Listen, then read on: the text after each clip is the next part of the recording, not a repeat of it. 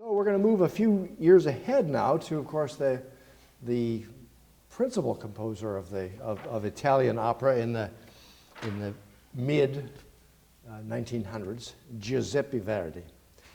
And we have, there he is. No, they're not Verdi, but Diego Garcia. Giuseppe Fortunino Francesco Verdi. Born in northern Italy, he was certainly influenced by the bel canto school of writing. And in fact, I found a quote from a letter that Donizetti wrote about Verdi. Donizetti, this is before he got too distracted. He said, "I'm very, very happy to give way to people of talent like Verdi.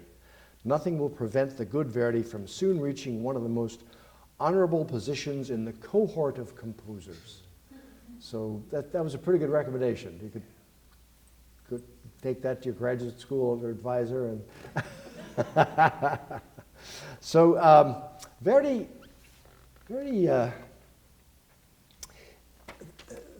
this opera, Trovatore, and you could talk about it in a minute. I just wanted to mention that his second wife, his first wife died, Verdi's, Giuseppina Straponi.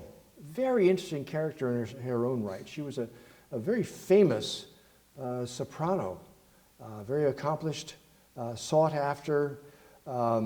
She was actually the person who translated the play from Spanish that became this libretto. She was controversial in that she was a bit of a libertine. And to make matters worse, she and Verdi lived together in Italy, unmarried, for a while. Can you imagine? and that was certainly frowned upon by the Catholic Church and everybody else, and all the neighbors.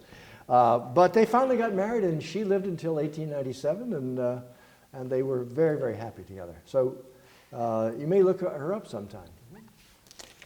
What would you like to say about this opera and this character and so on? Well, the courtly life and the intrigue within any sort of upper-class royalty, especially when there's castles and swords involved, makes for a tremendously fertile ground for storytelling, especially in this form, which is at this time still continuing to just go gangbusters. It's going for the, for the stars. There's no limit to Italian opera. Yes, Italian opera, right? But they love Spain, and they love stories about Spain. And so this one is set. It opens in the castle of the Count de Luna. So Luna, so that is me. And he is pining for a girl.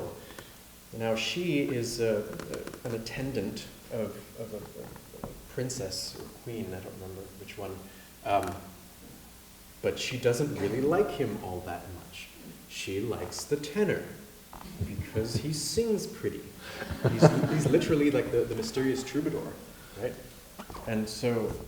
And this is common in opera, right? Yeah. This happens all the time.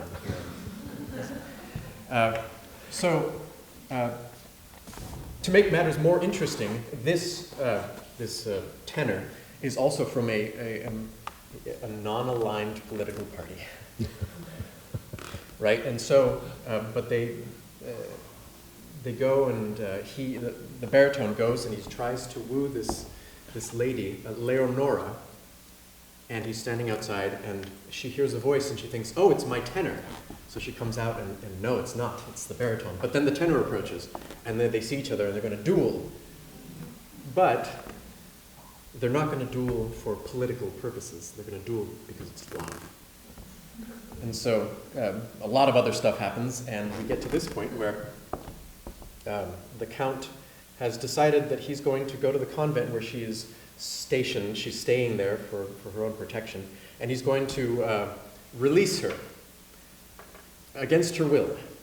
But first he's got to sing. Releasing her against her will is sort of a non sequitur there, but... Right, yes.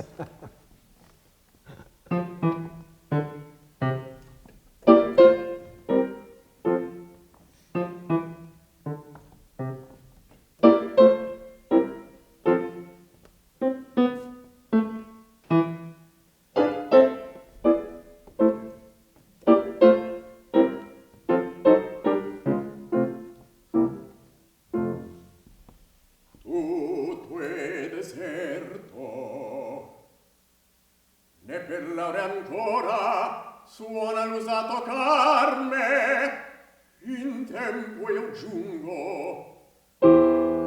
Ardita, e qual furente amore, irritato orgoglio, chiesero a me. Spento il rival, caduta in ostacol sembrava a miei desiri. Novello è più possente, la ne appresta l'altare. Ah no, non fia ad altri Leonora, Leonora è mia.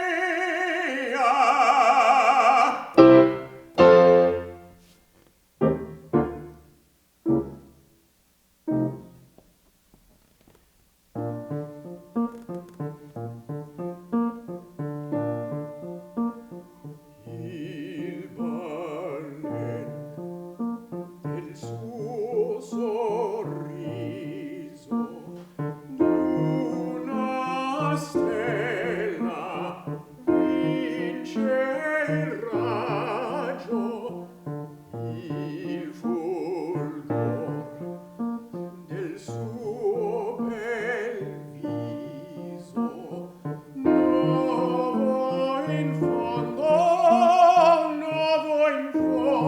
a me coraggio.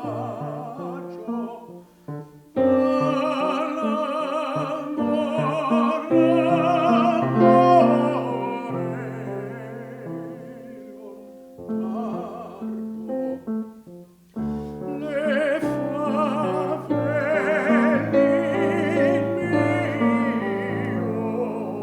amor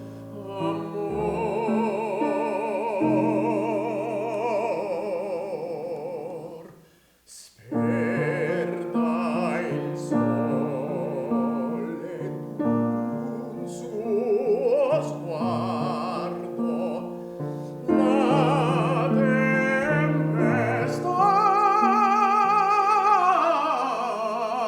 del mio cor.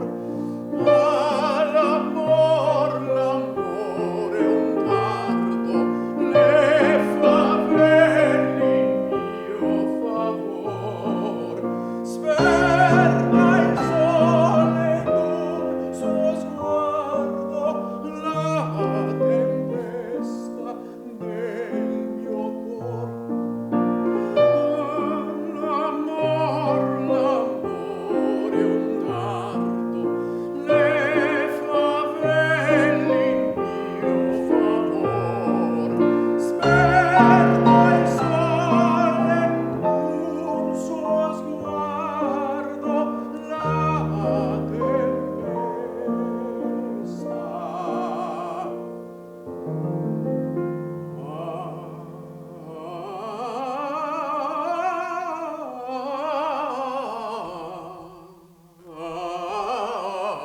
Sì, la tempesta del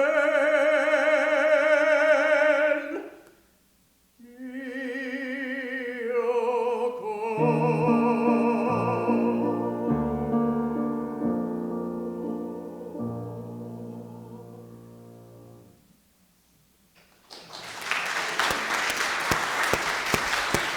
Bravo.